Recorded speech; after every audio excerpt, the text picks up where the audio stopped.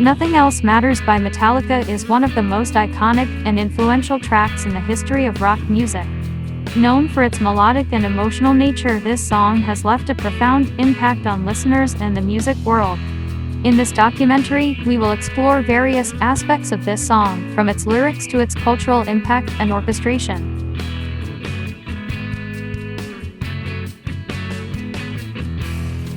I do is really try and bring out the personalities in the band and make records that people love to hear.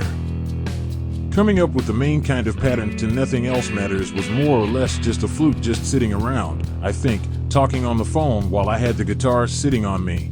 And I was talking and just started hitting these 4 strings in this certain way. And because they were all open strings, and then it kinda I gotta go, you know, and then I started coming up and doing little pull-offs here and there, and just went on from there. I had really no intention of it being a Metallica song. It was a song for me and how I felt, and it was really too personal for the band. You know?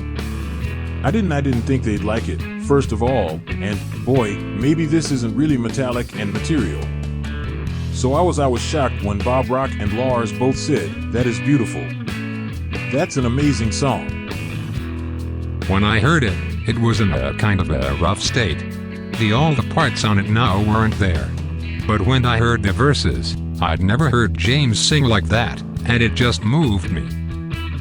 And I knew that this was something that we had to share with the rest of the world. He felt too vulnerable at that time to sort of let that out there, but I knew that this was something that had to be shared with everybody. Nothing Else Matters lyrically was, you know, being on the road for a long time and, you know, missing your chick at home, really, essentially, and kind of the distance and all the bond and all of that stuff. And, you know, girlfriends come and go, and the song still means something, though, to other people. It's a brotherhood bond. You know? It means something to the 4 of us together. Nothing Else Matters delves deeply into the personal emotions of James Hetfield, the song's writer and vocalist.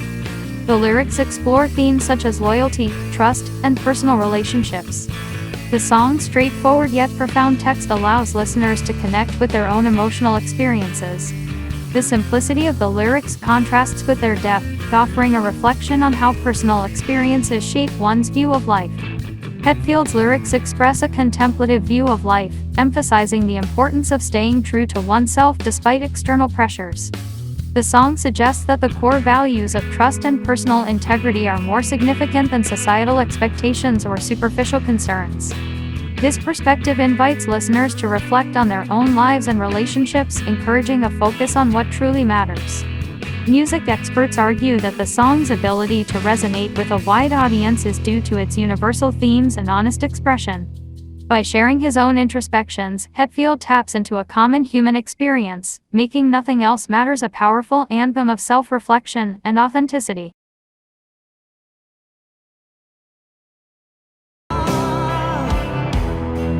And my purpose was coming from this performance.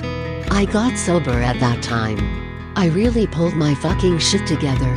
And this song was what drove me to that place, because I knew that nothing else mattered. My life in regards to love was kind of falling apart, but I had my love for music. So this is my love letter to music. That's what it means to me. The original version of Nothing Else Matters featured full orchestration conducted by Michael Kamen. During the mixing process, Metallica and the producer decided to reduce the prominence of the orchestra. However, a version titled Elevator was later released, which included the complete orchestration along with an acoustic 12-string guitar and vocals. This version offers a more comprehensive representation of the song's orchestral elements, highlighting the depth and richness of the original arrangement. I was always really into Brian May and his orchestration on the guitar, single note, the 3-part harmonies moving around, and that's what I had done with Nothing Else Matters. I wrote the string part with an about. So when Bob suggested the orchestras, I certainly was open to it, you know, interested. I had no idea how you do it. I mean, I was kind of embarrassed because I didn't know how to, I don't know how to write musically, you know. Okay, so the orchestra comes in, and do I have to show them the part? I mean, how does this work? You know, I'm gonna be sitting here showing these, you know, the string quartet, you know, right here, then here. How do you even know the notes on the guitar? And I went, wow. Metallica want an orchestra. That's pretty odd. I said, well, send me the song. And I didn't know what to expect because I wasn't really a devotee of Metallica's work. I knew of them, and I knew kind of what they did. I thought I did anyway. And, when they sent me this song, I was truly surprised it was a ballad. So I sent them the tapes back, and, like you get in rock and roll, the phone didn't ring, you know, nobody called to say, oh, great. We love it. We love it. It was just sent into the void. And I think in retrospect, we probably could have pushed it a little more.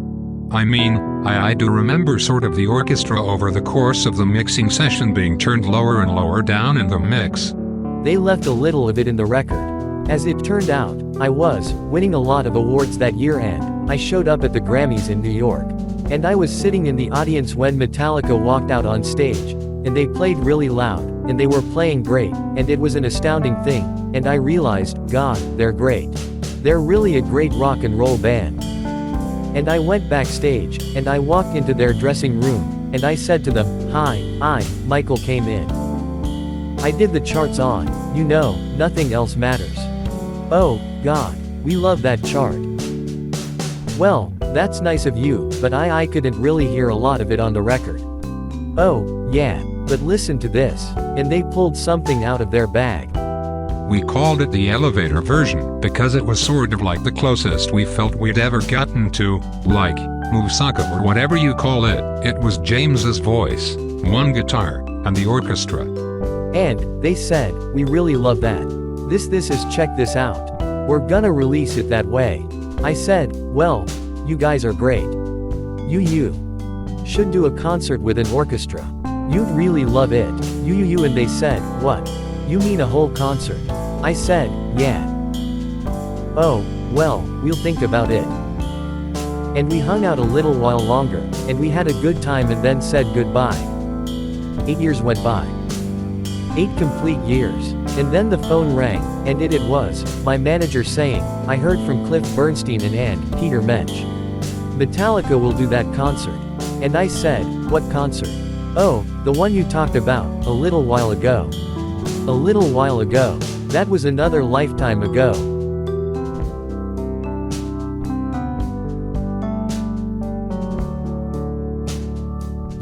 But that's Metallica. They're unique in the world. Not making things normal and not making things safe and not making things easily digestible.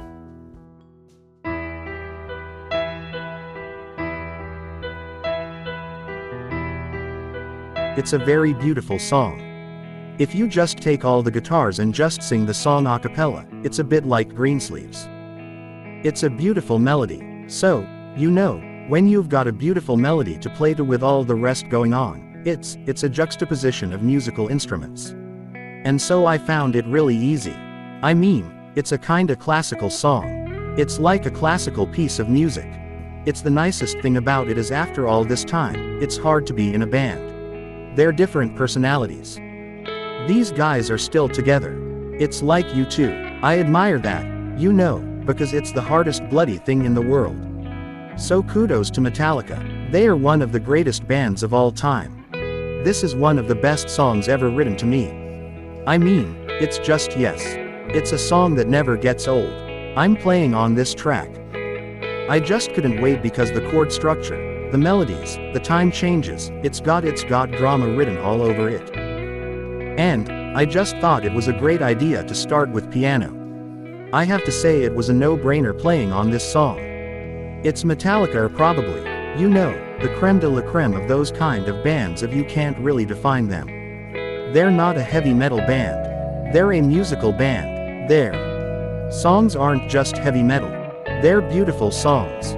Looking back on it, It was just a lot of work. And when I listen to the tapes now, I hear the hours and the time, and I hear all the conflicts. I resented Bob Rock. I mean, me and Bob Rock did not speak for, like, the first year or something after that record was made. I mean, it was ugly, nasty. I mean, I've never made a record that was that difficult to make. And it wasn't.